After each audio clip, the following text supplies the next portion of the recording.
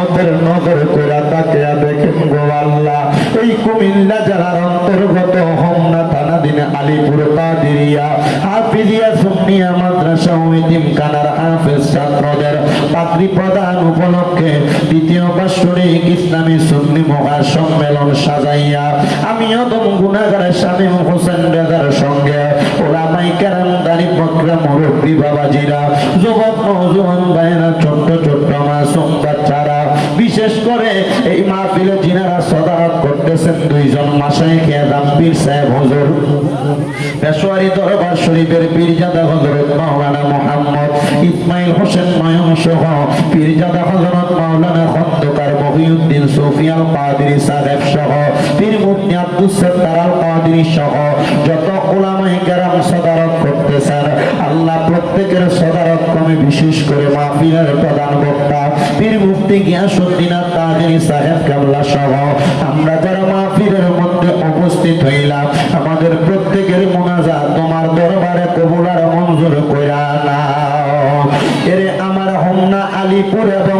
আশেপাশে এলাকার মা বোনেরা গো, কি গো মা, মাইকের আওয়াজ তোমাদের কানে যায়নি গো মা, মুনাজাত হইতেছে গো মা। আমিও দম গুনাহগার শামীম হোসেন রেজার সঙ্গে তাড়াতাড়ি তোমার ঘরের একটা কর্নারের মধ্যে নামাজের মুসল্লা বিছায়া প্রজেক্টরের অন্তরালে যারা আছো তাড়াতাড়ি আল্লাহর দরবারে দুনিয়ার কর্মব্যস্ততা বন্ধ করে দিয়া আমিন আমিন করে দুইটা হাত বাড়িয়া দেও গো মা। আমাদের বিশ্বাস আছে গো মা, আমার আল্লাহ একটা হাত খালি ফিরিয়া দিবে না। এরে আমার এই এলাকা এবং আশেপাশে এলাকার ভাই বাবারা,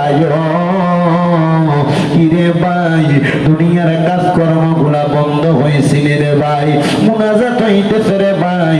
আর কতকাল দুনিয়ার ব্যস্ততাতে সময় কাটাইবা? দুনিয়ার রং তামাশা একদিন বন্ধ হয়ে যাবে। আমার আল্লাহর দরবারে আমিন আমিন করে দুইটা হাত বাড়িয়া দেও রে ভাই। জানি না রে আল্লাহ, কোন ভাই বাবা বা বোনের জন্য জানি গো আজকের এই মুনাজাত জীবনের শেষ মুনাজাত করে হাত বাড়াইছে। জানি না রে আল্লাহ, কোন ভাই বাবা বা বোনের জন্য জানি গো আজকার আলীপুরের মাহফিল জীবনের শেষ মাহফিল হইয়া গেছে। জানি না রে আল্লাহ, কোন ভাই বাবা বা বোনের জন্য জানি গো তাদের এলাকার কবরস্থানের মাটি লাফালাফি করে। জানি না রে আল্লাহ, কোন ভাই বাবা বা বোনের জন্য জানি গো বাসমুরার বাসগুলা পাইকা লাল লাল হইয়া গেছে। জানি না রে আল্লাহ, কোন ভাই বাবা মা বোনের জন্য জানি গো হোমনা দুলালপুরের বাজারের কাপড়ের দোকানে কাপড় গুলা কাইটা রেডি করে রাখছি। ডাকলেনি জুড়াইব মন, জফলেনি পান ঠান্ডা হবে, এনা দেখিলে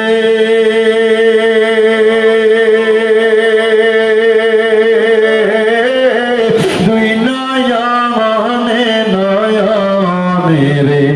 আল্লাহ করো আল্লাহ জাগালয় তোমার মনে। তুমি তোমার বন্ধু আদম নবীর সঙ্গে কইছিলা কোথায় আল্লাহ আরাফাতে নিয়া আমরার সঙ্গে নি কইবা কথা গো ও আল্লাহ আজরাইল পাঠাইয়া গো আল্লাহ করো আল্লাহ জাগালয় তোমার মনে। তুমি তোমার বন্ধু ইউনুস নবীর সঙ্গে কইছিলা কথায় আল্লাহ মাছের পেটে নিয়া আমরার সঙ্গে নি কইবা কথা গো ও আল্লাহ সাদা কাপড়ে ঢুকাইয়া গো আল্লাহ করো আল্লাহ জাগালয় তোমার মনে। তুমি তোমার বন্ধু ইব্রাহিম নবীর সঙ্গে কইছিলা কোথায় আল্লাহ নমরুদের আগুনে ফালাইয়া আমরার সঙ্গে নি কইবা কথা গো ও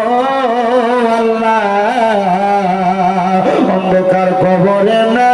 মাইয়া গো আল্লাহ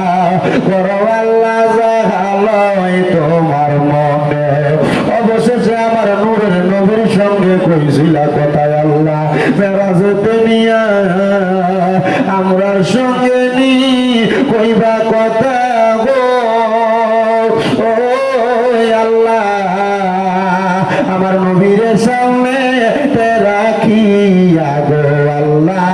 করো আল্লাহ জাগালয় তোমার মনে মাবুদ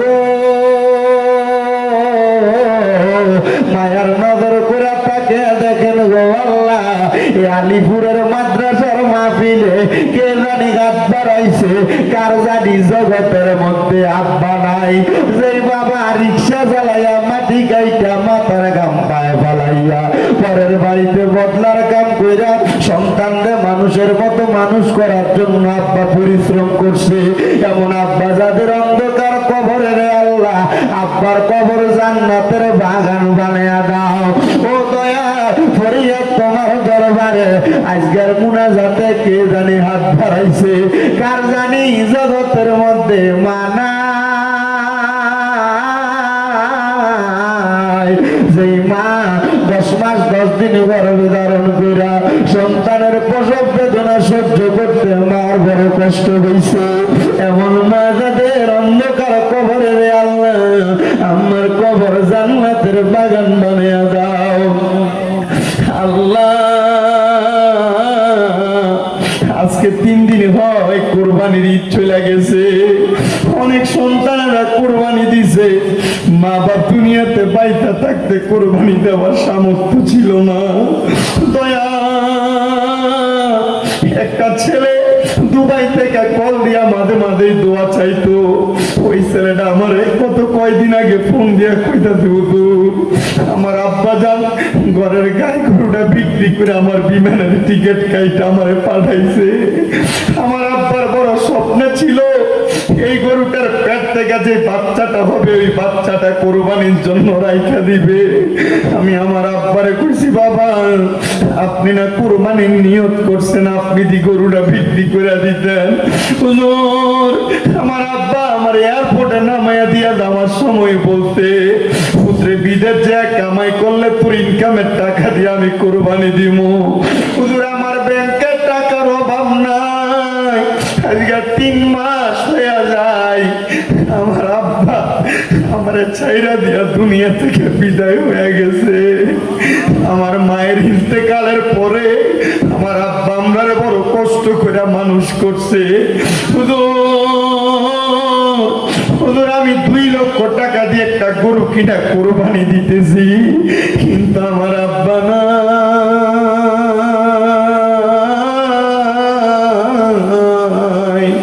আল্লাহ এখানে কত সন্তানেরা জানি এমন আব্বার ছাড়া এই কোরবানির ঈদটা কাটাইছে ও দয়াল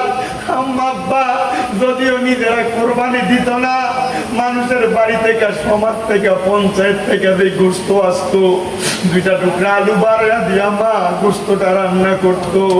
সূত্রে একবেলা বেশি খাওয়াইতো মা আলু চুরলি দিয়া ভাত খেয়ে ফেলাইতো জানি না